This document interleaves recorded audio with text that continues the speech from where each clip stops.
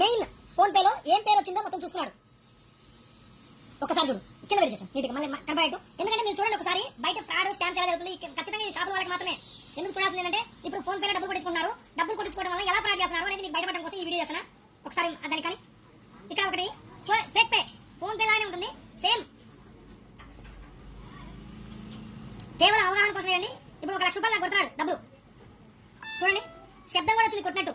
ఇక్కడ view details కొడితే Surendra cell point paid 1 లక్ష రూపాయలు. ఇక్కడ బ్యాంక్ కూడా SBI బ్యాంక్ నుంచి పే చేసినట్టు వచ్చింది. ఒకసారి క్లియర్ చూసుకోండి, వీడియో నీట్ చూపినా.